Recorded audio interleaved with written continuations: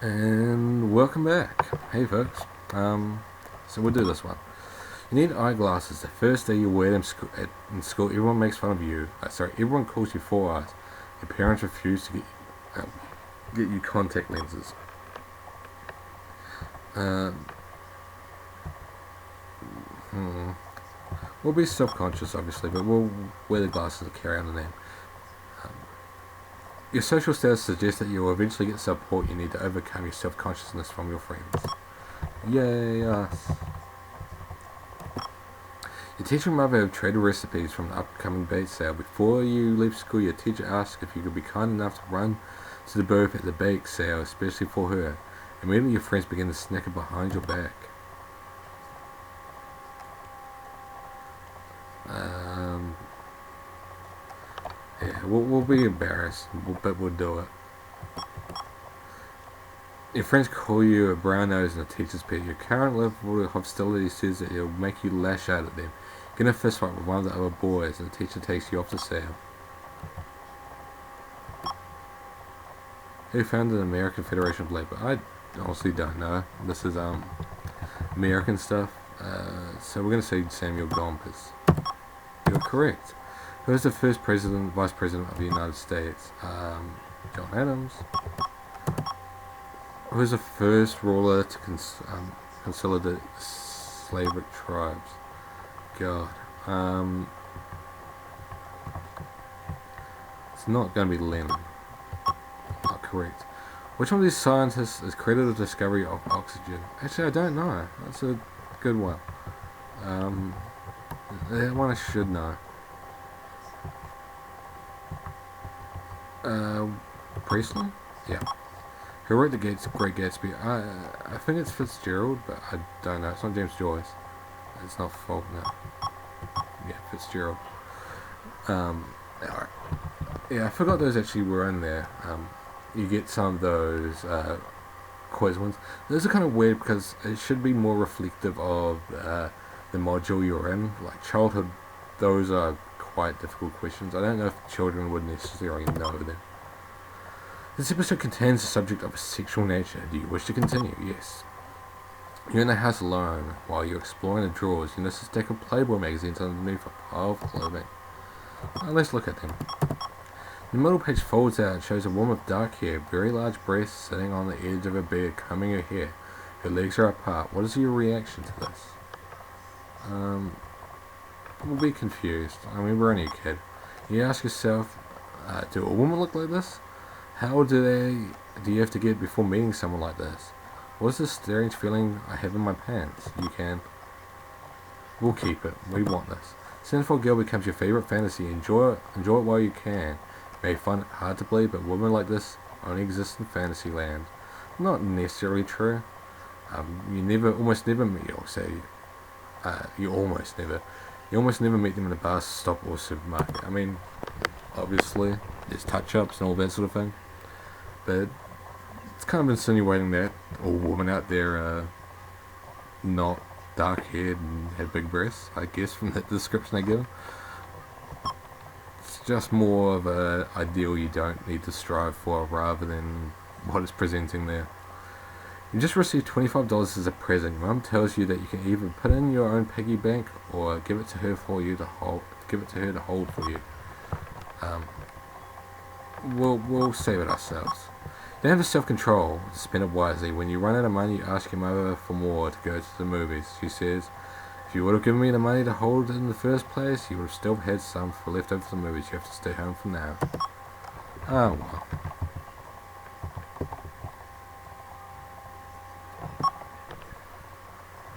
While walking around the store with your friend, you notice that he sneaks a small item to his pocket. You ask what he's doing. He tells you how easy it is to shoplift and that he never checked kids. We'll be honest, but we will refuse to steal something with him. Oh shit.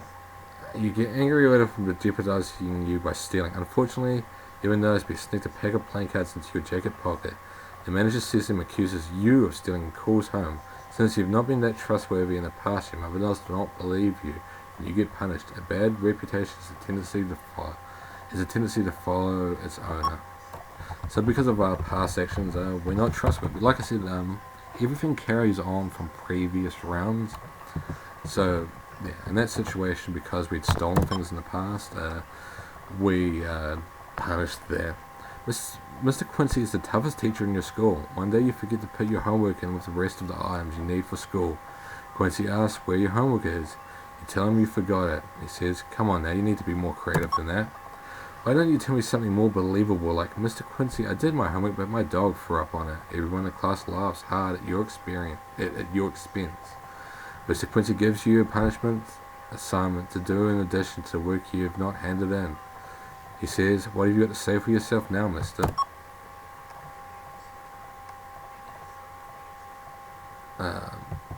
We'll be unaffected, but we'll get Mum to help.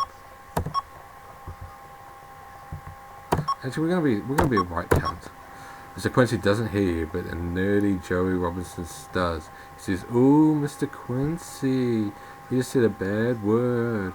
Quincy uses the opportunity to suspend you. You lose out on school time and your intellectual sphere drops. Let's see what our intellectual sphere is. It's still very high though. Something we shouldn't be too worried about. Family dog has been acting a little peculiarly lately, and no one can seem to figure out why. Some of your fellow family members suggest that maybe it should be given away, or worse, put to sleep. Dad delivers an ultimatum. Dog must shape out or ship out, and you're the only one in the house who can take on the responsibility to get him back into shape. Well, we love our dog, so we're going to try training it. Spend every available minute keeping an eye on the dog, rewarding him for good behavior and keeping him out of trouble.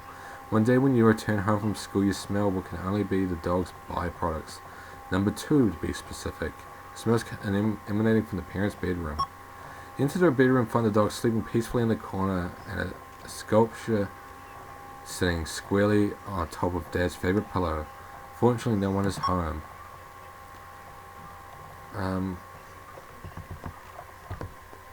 We're going to try wash the pillow. You scrape the sculpture off the pillow and throw it away outside the house. The pillow and the pillowcase is left with a large brown smelly ring. If the free machine rushes, you keep yelling, "What are you doing down there?" The smell comes out of it. The pillowcase still has a there's a pillowcase, but the pillow still has the stain. Not only that, the pillow weighs 30 pounds because it's waterlogged. Never be dry by the time Dad gets home. What will you do? We'll ask for Mum's help. She's very sympathetic, and as it turns out, Dad couldn't tell his favorite pillow from a pile of bricks. She makes a quick substitution. And all is well. A very aggressive boy starts an argument with you and challenges you to a fight after school. Everyone whispers about the big fight. It looks like there'll be a large crowd watching. Well, we are the fighter at the moment, so we are going to have to carry on with that. And we're going to show up after school. Boy shoves you hard in the shoulder, knocking you off balance. He punches you in the face and neck.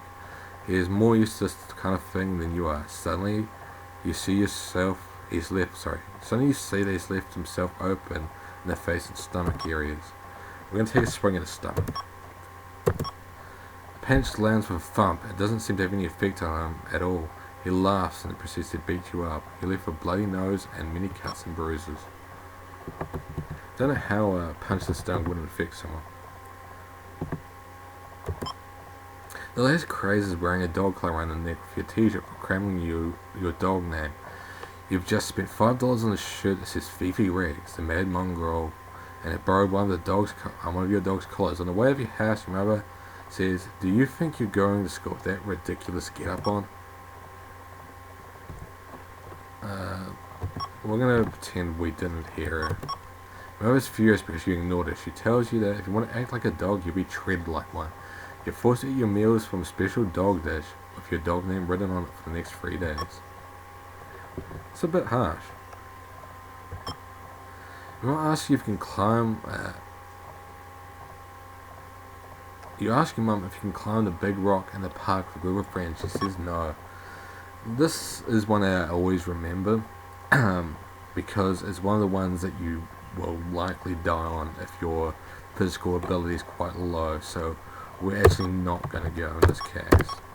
Sometimes it can be difficult to obey the wishes of those responsible for bringing you up. You occupy yourself with something else that day and later find out that one of your friends fell off the rock and was killed. I think that one affects your emotional state. We seem to be alright in most areas. Our gentleness is still very low, um, but everything else is relatively okay. But yeah, if your physicalness is low in that situation, which ours is, you're the one that dies from it. If you got a high physical thing, you actually go and have a good time, from what I recall. It's springtime and love is in the air. You've been thinking about Susie Marsh night and day, and you finally mustered up the courage to write her a love letter.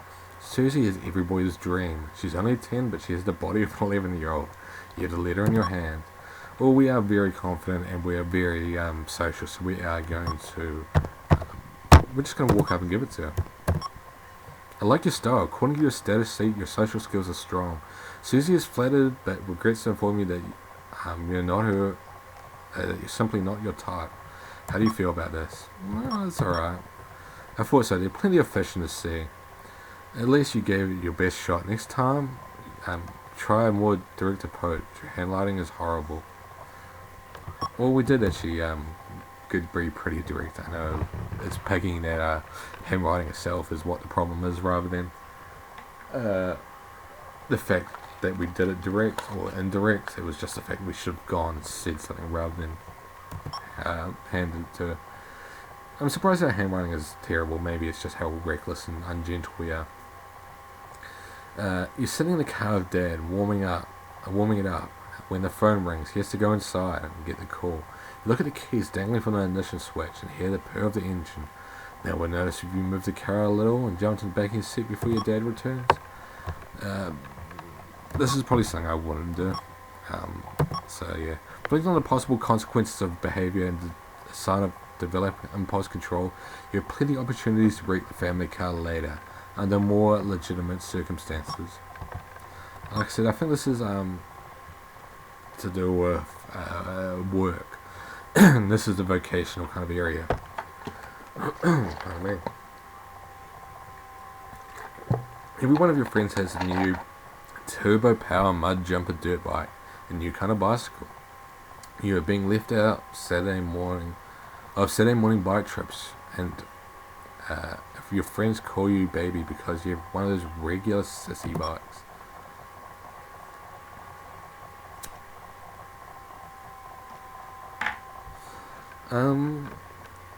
Yeah, we're gonna try to figure out if we can earn a bike. We're not so much worried about that, the group of friends, but let's see if we can develop our vocational skills. We'll do odd jobs. Seems like a good way of building. Unfortunately, doing odd jobs is not kind of steady work that will pay enough money for you to save and make purchase the size. Your independence is remarkable. It will positively influence your emotional characteristics. But for now, you do not reach your goal.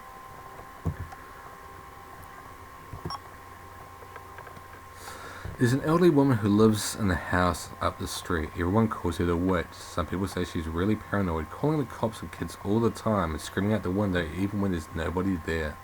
At night she keeps her light on all the time and sits looking out the window. For the past few days the light has been off. Some kids think she's dead in there or something. They jump in front of her house. Ding dong, the witch is dead, they laugh. We'll see if something's wrong. We'll be nice. It's pretty shocking. One afternoon after school you look from outside the gate. See if there's anything going on inside the house. There's nothing. You can... Well, we're relatively brave, so we're going to go knock on the door. You hear a voice call out from the back of the house. Go away and leave me alone. You can. We'll ask if she's okay. Hear nothing for a few 30 seconds. Finally the door opens. The woman looks pale and dazed. She seems smaller than you imagined and very delicate. In the corner of her almost bare living room there's a television set. Besides this is a large box of old rubber balls and toys that were left or accidentally fallen on her lawn. She asks why you've come. You mention that you noticed light has gone out and thought she might be needing some help. She explains that she has no way of replacing it. She's old.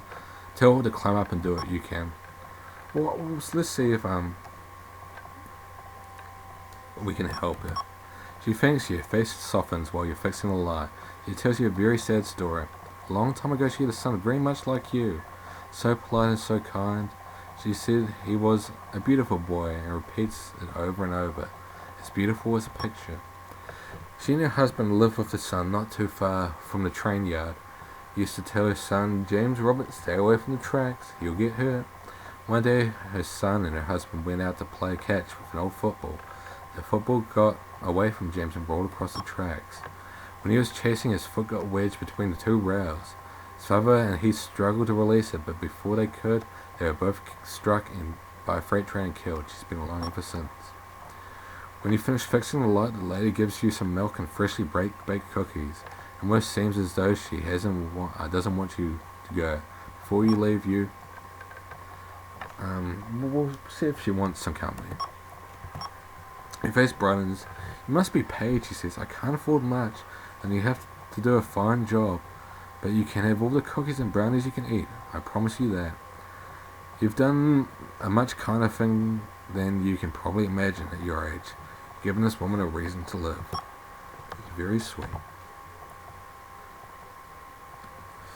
I'm going to squeeze in one more, because this may be the point where we move on to the next round.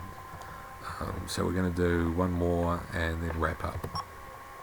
Warning: this episode contains the content of a sensual nature. Do you want to continue?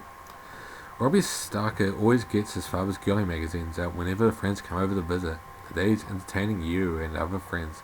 When he suggests you try something new, he explains that if you rub yourself down there while looking at the picture, something really great happens. Everyone seems to think this is a good idea.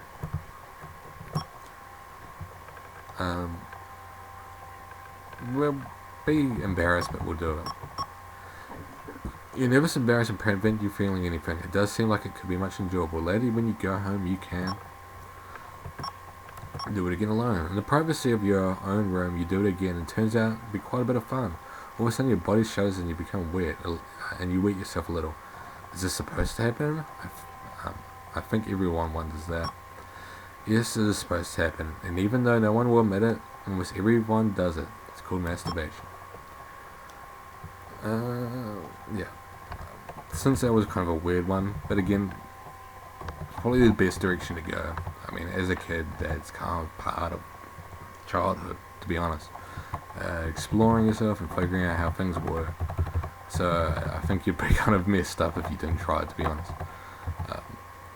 Or at least try to figure out what your body does. So we'll squeeze in one more. I'm going to go with this one. A neighbor approaches you and asks if you'd like to make some extra money doing yard work. You evaluate the job. It's a back-breaking work for $5 per week payoff. I mean, we could do it, and this would, let's try. We'll give it a go. After your third week of work, your friends plan a trip to the mall and ask if you would like to come along. Jamie's mother will be driving, but the trip will occur during the time that you're usually doing yard work. There's no way you can squeeze the two events in the same day and still do a good job in the lawn. You can. We'll ask if the neighbor doesn't mind. It's just the responsible thing to do. Let's just say, I want a day off. Is that alright?